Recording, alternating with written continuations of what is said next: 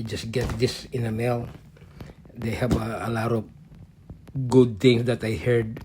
This one is online, very popular, but they have only a very small feedback in Amazon, like 4.5% ratings for 26 people, or they left some review. This one is the AceBeam TAC AA 2.0 longest range AA flashlight with the 200 meters. And price wise, this one is $29.22 to be exact. And if you have Amazon Prime, you can get it for 24 hours, sometimes 2 days. The available color of this one, they have black, the same as this one, from Torfire TG06.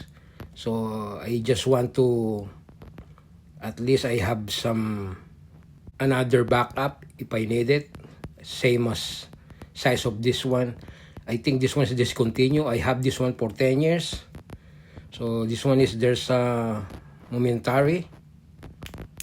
They have, I think, three kinds of light. And I saw in a site in Amazon, this one is customer usually they keep it. There's no any frequent return on this one. For the price, you're not gonna beat this one anywhere you go. You get more than always more than $30. This one is less than 30, but it's in a very good tactical light. Good color too, matte color. So let's open this one really quick so that I can show you. This one is sealed in the box. I never see this one either. This is the first time I see this one too.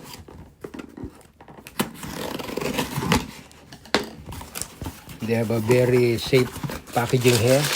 Thanks for Amazon. And here's the, so just put that on the side, that box. And here's the, it says here, AceBeam TAC, camping, home. I think that's the serial number there. Get a scissor to open its safety so that you not damage the box. So a nice color here. So this is the very eye-catching color flashlight.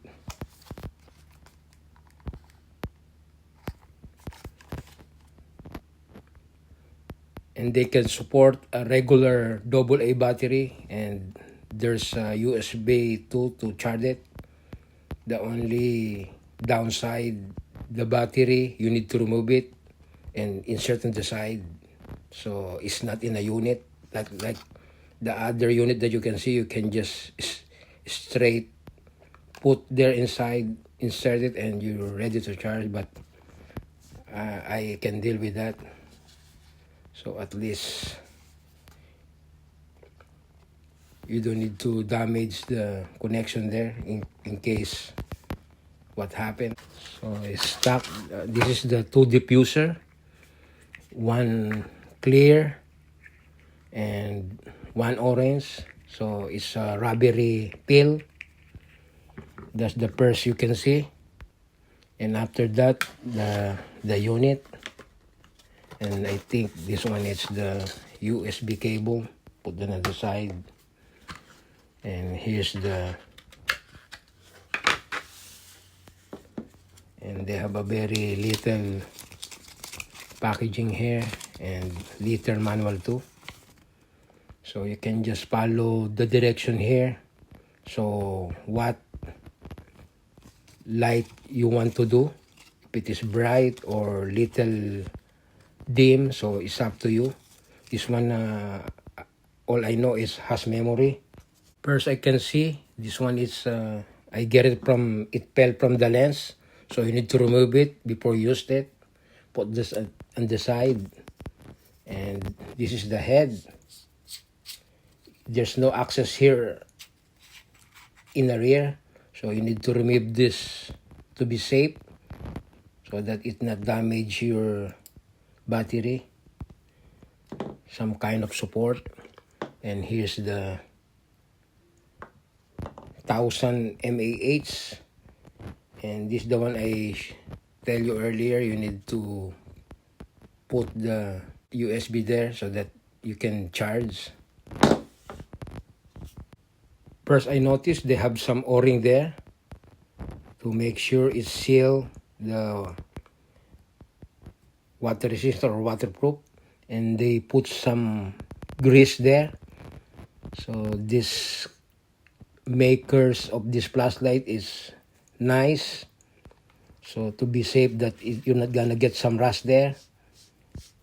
And comparing to my Torfire, as far as the heights there, the number one positive that I like, the clip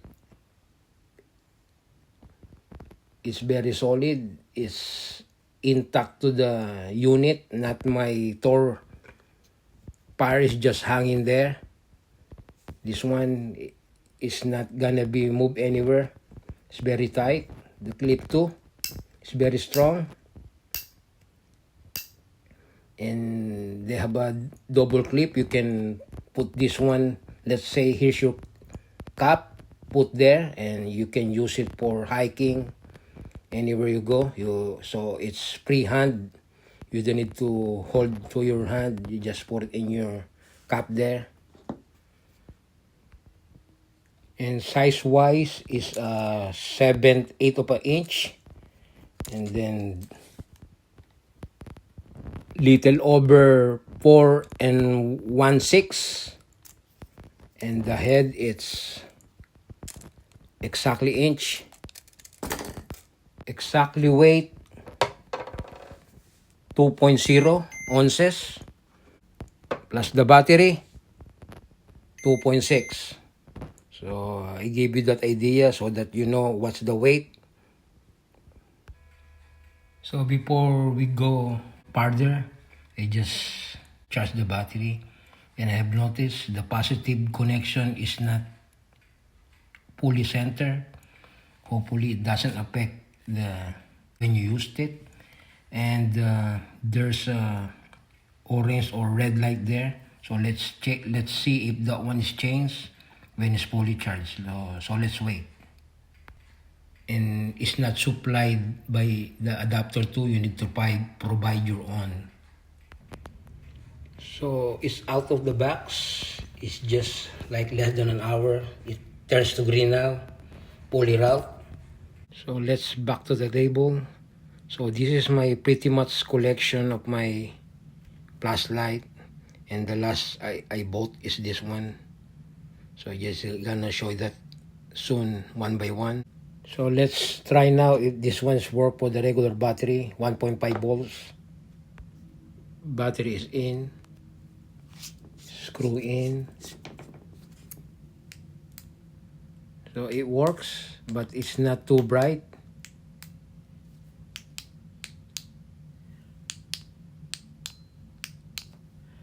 There's a momentary also right there.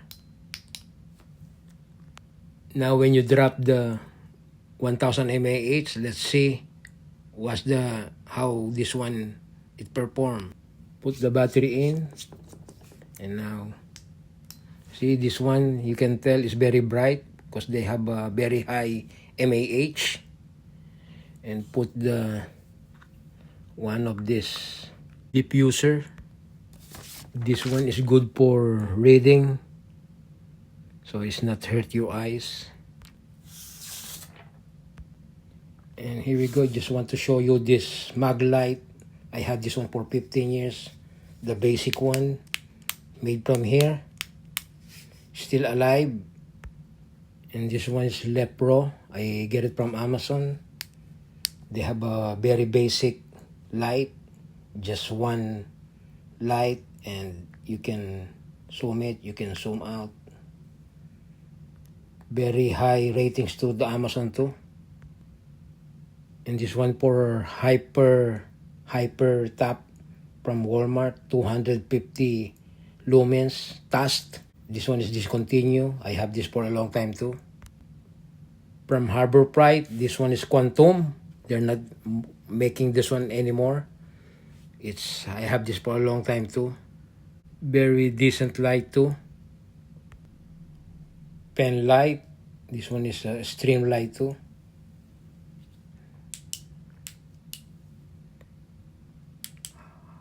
Very nice too. And this one is M3.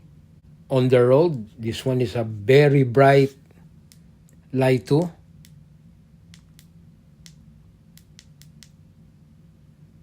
They have a lot of adjustment too. A lot of different light.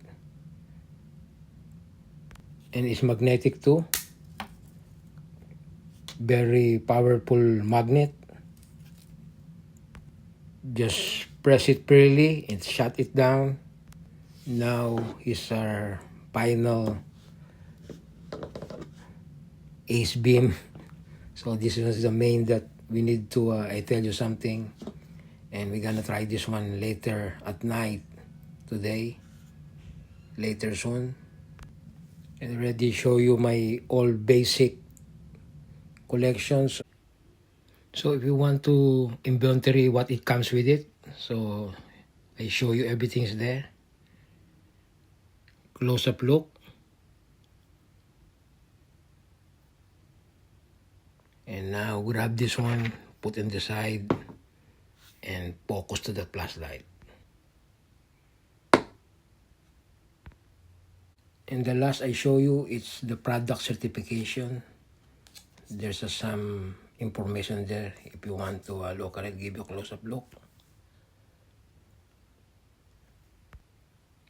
And now put the battery again. Battery, you only pour it in the front, not in the rear. Drop it positive in the top. Put the head.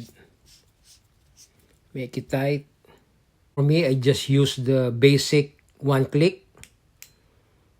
So that's the only I need. I don't need those special modes. And you can stand it like this. That's how it look like, the clear diffuser. And that's the orange diffuser. So that's the one I need. And if you set it up, wait for like 3 seconds, and you can click it again, and you're still the same. That's the memory there. Wait for 3 seconds.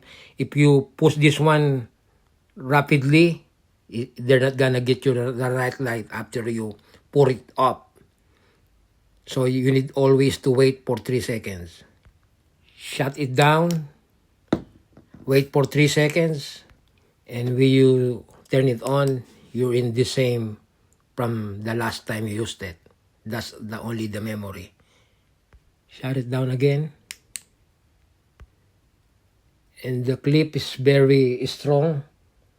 So the way they put it, that's the one I like it. And a very versatile clip. Reversible. And with the standing tail function. Let me see, I move the table. It stays very nice, very flat. Nice grip. Knurling too. Everything is perfect. When you go around. Made of hard anodizing aircraft grade aluminum alloy. Great finishing. A good looking matte. Black. And this one, you can use it for breaking something too. The head. A good crown. Light too. And the option that I get is the 6500K LED options. And the tail switch too, I like it. Instead of right here, you click it here. And the only negative here, the manual is very tiny. If you don't have a good sight, you need to use a magnifying glass. And last adjustment twice is you need to focus there too.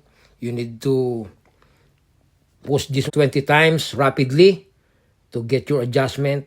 There's some light there that there's no memory.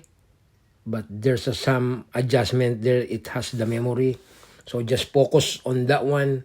For me, I just want to basic light. When some get some outage, you can just click it like this. You're in a very high lights. I don't want the very, I just want to get the basic plus light that I can pull it out when I need it. That's the only I need. The reason why I got this one because of the price and compact, and they have a very high ratings in Amazon. And the one number I like too, it's the one I show you earlier. It's the reversible clip, and the way they put the clip on the flashlight is very solid. It's not gonna go nowhere. So it's in between of the body of the flashlight. I think this one is not removable compared to this clip. It's, you can like push it hard to put it in, and this one I think is movable when you try to adjust or which side you want. I think we already wrap up this review now. Wait until dark. So here we go, the moment of truth. I have my Ace Beam on my hand. Let's do comparison on this one. Let's see if we can beat this $9.99 on Amazon versus the 26 bucks. So we're gonna put the regular new Duracell battery compared to the 1000 mAh. Let's see if they have some differences on these two. So let's put there. Look at the tree. So I'm gonna shut it down this light. So let's try the regular battery Duracell first, and after that this 1000 mAh. So let's put it in and shut off the light. We'll start with low beam, medium, and that one is the high beam. So if you leave this one in 3 seconds, it's gonna be always in high beam. So the high beam is how the light is look like. It's very bright, and let's compare it to the $9.99. So who's gonna be win? So just give you idea. And now put the original battery comes with it, the 1000 mAh. So hopefully you see the difference. So that's the low, medium, and that's the full blast high. So I never see any difference from the 1000 on the regular Duracell. Is about the same, as you can see, but it's very bright. For me, if I have light, I don't need those a lot of light. All I need is the very bright. In case something happen for outage, you can use it right away to spot on what you're looking for, or you need it in the dark. So shut it down and check the other one if it is this one powerful than the other cheap one. Shut it down. Here we go. The one is cheap one in my left side, and the one in the right side is the 26 bucks. So it's there. I think for me the $9.99 is more better. You see how big is the light there, and the $9.99 is a little bit white, and the other one in the right, the Ace Beam, is yellowish. So if you push it forward, so does it look like you can do some spotting, and put it back. They have a very big light that you can see. This one is the $9.99, the Lepro, and this one is the Ace Beam. Do some spot there, and this the one that Ace Beam. So it's up to you if you want to buy it on this light, but so far I think for the price I want the Lepro compared to this tactical light. If you only using for the household, not for tactical, because this one there's no clip while this one has clip, so that's the only difference advantage of this Ace Beam. But as far as use for the light, I think I recommend this Lepro for $9.99. They have a 2.5 difference for the price when you talk about the price. So I think that'll be it. So I already give you the shut it down this Lepro, and this is the only I use now is the Ace Beam with the 1000 mAh battery. And I repeat it again, when you push it, shut it down, so you're in a memory. After 3 seconds is always in a high beam. If you wait for 3 seconds, that's the memory there. But if you do quick, it's gonna be low, medium, and the high. I think that'll be it. Thanks for watching. See you next time. So, but for a regular use in the house, I think the Lepro is the better one. It's very easy. You can just pull this one, push this one out, goes to you. It's gonna be give you a very bright light, like a daylight, not like this the other one, Sia Luis, and push it far from you. It's gonna give you a spotlight there. Thanks for watching. So that's only my comparison. So it's your choice too, which one you need to buy. And I already show you my, I think 9 collection or 10. I forgot. So see you next time. Shut it down. Good night. Sweet dreams. At the end of the day, you still the one to decide which one you to buy. You can buy this one, either of these two.